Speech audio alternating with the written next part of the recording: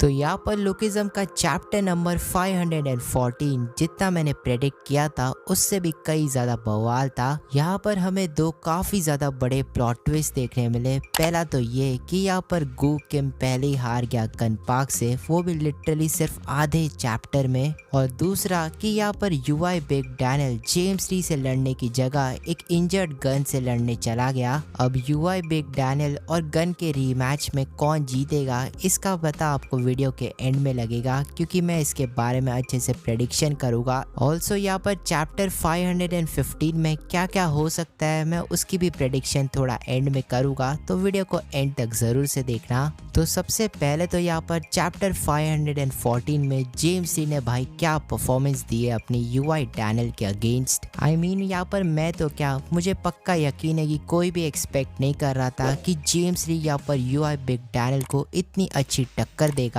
मेरे पर्सनली हिसाब से यहाँ पर जेम्स ली ने यूआई बिग डैनियल के अगेंस्ट सबसे बेस्ट परफॉर्मेंस दी है किसी भी लुकिज्म फाइटर के मुकाबले। यहाँ पर तुम इस चैप्टर को अगर अपनी आंखें खोल के रीड करोगे तो तुम यहाँ पर बिल्कुल भी ये नहीं कह सकते कि यहाँ पर जेम्स ली को यूआई बिग डैनियल ने कहीं से भी ओवर पावर किया था। ऑल्सो यहाँ पर मुझे भी ये चीज पहले ही प्रेडिक्ट कर लेनी चाहिए थी कि यहाँ पर जेम्स ली को पीटीजे लुकिज्म के एंड के लिए बचा रहा है यूआई बिग डैनियल के अगेंस्ट। और यहाँ पर यूआई बिग डैनियल और जेम्स ली की फाइट के ऊपर पीटीजे ने एक इंटरव्यू में हिंट भी दिया था। तो मुझे यहाँ पर लगता है कि हम लोग को peak of generation 1 versus peak of generation 2 lookism के काफी एंड में देखने मिलेगा। नेक्स्ट यहाँ पर बात करें गन पार्क की, तो अगर आप भूले नहीं हो तो इस पूरे आर्क का नाम ही हंट फॉर गन पार्क है। मुझे यहाँ पर पता नहीं क्यों लेकिन लगता है कि पीटीजे यहाँ पर गन का पूरा लोर इसी आर्क में रिवील करने वाला है, क्योंकि यहाँ पर हम लोग को ऑलरेडी काफी सारे हिंट्स मिले हैं इस आर्क में गन की यामाजाकी ब्लड लाइन से रिलेटेड। और यहाँ पर यामाजाकी से मुझे याद आया कि यहाँ पर गू किम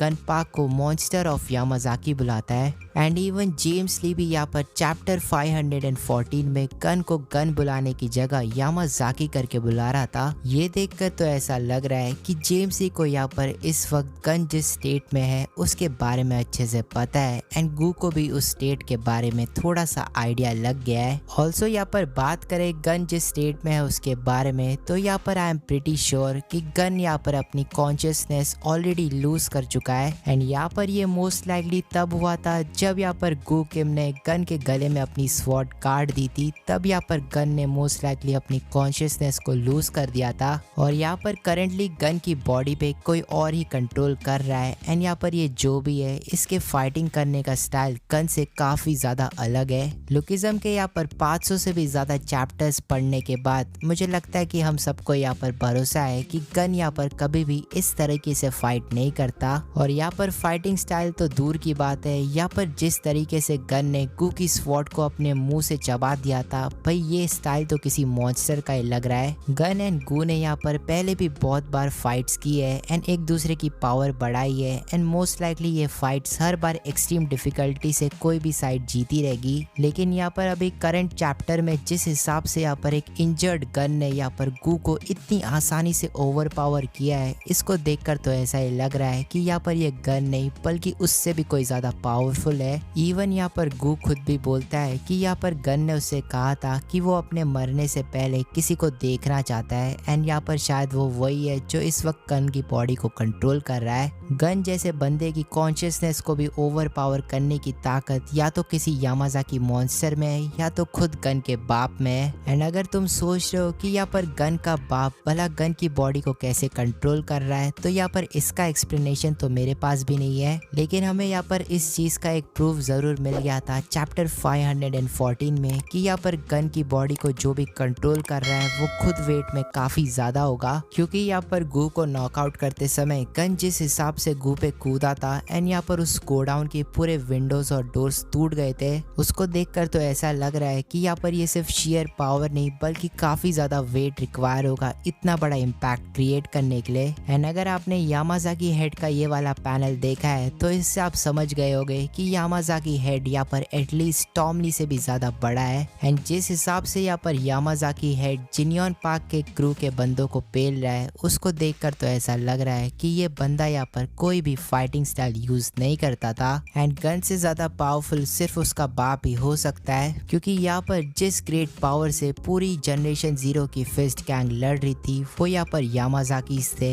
एंड उन सब का हेड यहाँ पर यामाजाकी हेड AKA गन का फादर था। इतनी बड़ी ऑर्गेनाइजेशन का हेड होने के लिए तुम्हें कितना ज्यादा पावरफुल होना पड़ेगा एक बार जरा सोच के देखो। एंड यहाँ पर एक हम लोग ने जनरेशन जीरो का छोटा सा फ्लैशबैक देखा था जिसमें यहाँ पर जिनियन पार्क को किसी ने पेल रखा था और यहाँ पर इवन गैब्रियोन Kim the legend of zero generation भी ब्लीड कर रहा था। एंड यहाँ पर वो कह रहा था कि अगर यहाँ पर मैं पहले ही हार गया तो यहाँ पर मेरे लोगों को कौन बचाएगा। मुझे यहाँ पर बिल्कुल भी नहीं लगता कि यहाँ पर ये दो बंदे किसी आर्मी से लड़ रहे थे, बल्कि यहाँ पर ये जनरेशन जीरो के किसी स्ट्रॉन्ग फाइटर से लड़ रहे रह गए। और सिंस यहाँ पर जनरेशन जीरो के टाइम पे सारे के सारे गैंग्स यहाँ पर फिस्ट गैंग में ही मिले थे एंड कुछ चुन्नू मुन्नू फाइटर्स ही फिस्ट गैंग के बाहर रहते थे, तो यहाँ पर ये अज्यूम करना ज्यादा स्ट्रेच नहीं होगा कि यहाँ पर ये यामाजाकी की साइड से यामाजाकी हेड ही था जिससे ये दोनों लड़ रहे थे। और यहाँ पर एक बार जरा सोच के देखो कि अगर यहाँ पर गन साइज में और भी ज्यादा बड़ा एंड एज में और भी ज्यादा होता तो यहाँ पर वो कितना ज्यादा खतरनाक होता। एंड यहाँ पर तुम्हारी यही इमेजिनेशन यहाँ पर यामाजाकी हेड है जिसके पास अल्ट्रा इंस्टिंक्ट भी है एंड उसे यहाँ पर उसकी जनरेशन में लेजेंड भी बुलाते थे। एंड इसका कंफर्मेशन यहाँ पर चार्ल्स ने दिया था Hunt for gun park arc में, जहाँ पर उसने गन को सन ऑफ अनदर लेजेंड करके बुलाया था। नेक्स्ट अब यहाँ पर फाइनली बात करें कि चैप्टर 515 में क्या हो सकता है एंड यहाँ पर गन एंड UI डैनियल के रीमैच का विनर कौन होगा। तो सबसे पहले तो यहाँ पर एक छोटी सी पॉसिबिलिटी है कि नेक्स्ट चैप्टर में यहाँ पर इनकी फाइट दिखाने की जगह यहाँ पर PTJ टॉम ली की फाइट दिखाने लग जाए। अब मुझे लगता नहीं कि यहाँ पर टॉम ली के सामने कोजिमा ब्रदर्स आधे चैप्टर से भी ज्यादा टिकने वाले हैं। आई मीन यहाँ पर इन बंदों को लिटरली एक यंग सियोंजी यूक ने काफी बुरी तरह से पेल दिया था और यहाँ पर हो सकता है कि बाकी के चैप्टर में भी हम लोग को बाकी के लुकिज्म के कैरेक्टर्स के रिलेटेड दूसरी जानकारी मिले। एंड यहाँ पर इन दोनों चीजों को दिखाने की यहाँ पर बस एक छोटी सी पॉसिबिलिटी है। एंड अगर यहाँ पर ऐसा नहीं हुआ तो भाई साहब अपने पॉपकॉर्न सब लेके बैठ जाना अगले थर्सडे के लिए, क्योंकि फिर यहाँ पर UI Daniel and gun park की फाइट में काफी ज्यादा मजा आने वाला है।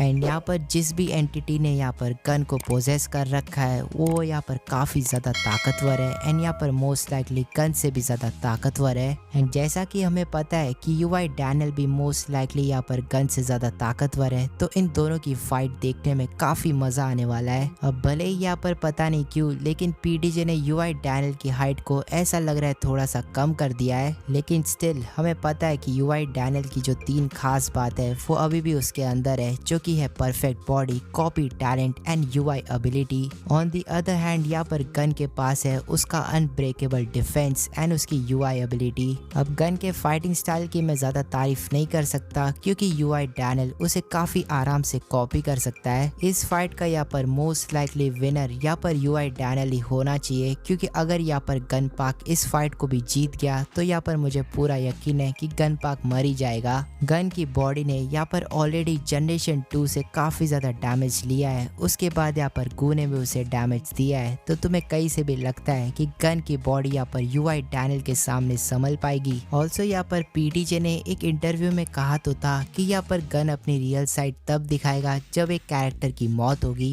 लेकिन मुझे यहाँ पर लगता है कि PTJ ने शायद अपना इस मन को बदल दिया है एंड यहाँ पर गन की ट्रू साइड हम लोग को ऐसे ही दिखा दी है। मैं यहाँ पर गलत भी हो सकता हूँ क्योंकि इस वक्त यहाँ पर गन अपनी ट्रू साइड से ज्यादा अपनी ट्रू पावर दिखा रहा है। एंड बाई चांस तुम समझ लो कि यहाँ पर अगर उसने गलती से भी UI डैनियल को हरा दिया तो मुझे लगता है ये फाइट इतनी ज्यादा एक्सट्रीम होगी कि UI डैनियल भी मर सकता है। अब इस चीज के यहाँ पर चांसेस लो है लेकिन जीरो नहीं है, क्योंकि इस वक्त वो ये लड़ रहा है गन से जिसने अपनी ऑलरेडी कॉन्शियसनेस खो दी है। एंड गन के इस वाले स्टेट ने लिटरली यहाँ पर गू किम को भी कितनी आसानी से हरा दिया तुमने चैप्टर 514 में तो देख ही लिया रहेगा। इवन यहाँ पर गू भी इसकी स्पीड और पावर से काफी ज्यादा शॉक हो गया था। चैप्टर 514 में मैंने एक और काफी इंटरेस्टिंग चीज नोटिस की थी। जैसा कि हम सबको पता है कि UI डैनियल यहाँ पर हमेशा स्ट्रॉन्गर अपोनेंट से फाइट करता है एंड जैसे ही यहाँ पर गन इस स्टेट में आया था उसने यहाँ पर लिटरली जेम्स ली को छोड़ दिया था। ऐसा यहाँ पर बिल्कुल भी मत सोचना कि यहाँ पर मैं ऐसा कह रहा हूँ कि जेम्स ली यहाँ पर गन से वीक है। मैं बस इतना कह रहा हूँ कि गन यहाँ पर जिस भी स्टेट में है वो यहाँ पर जेम्स ली के बेस वर्जन से भी ज्यादा ताकतवर है। ऑल्सो यहाँ पर जो भी यूआई डैनियल फैंस जेम्स ली को भगोड़ा बुला रहे थे, मैं उन्हें बता दूं कि जेम्स ली यहाँ पर फालतू में कोई भी फाइट नहीं करता और यूआई डैनियल से फाइट करते टाइम वो बिल्कुल भी नहीं डरा था एंड उसे काफी अच्छी टक्कर भी दे रहा था। इवन यहाँ पर जब यूआई डैनियल गन पार्क के पास जाकर उससे फाइट करने लगा तब यहाँ पर जेम्स ली कहता है कि काश मैं तुमसे फाइट कर पाता। सो वेल गाइज, अभी के लिए इतना ही। अगर वीडियो पसंद आए तो लाइक कर देना और कौन सी नेक्स्ट वीडियो बनाऊं उसके लिए कमेंट कर देना। बाकी मैं मिलता हूँ तुम लोग को नेक्स्ट वीडियो में।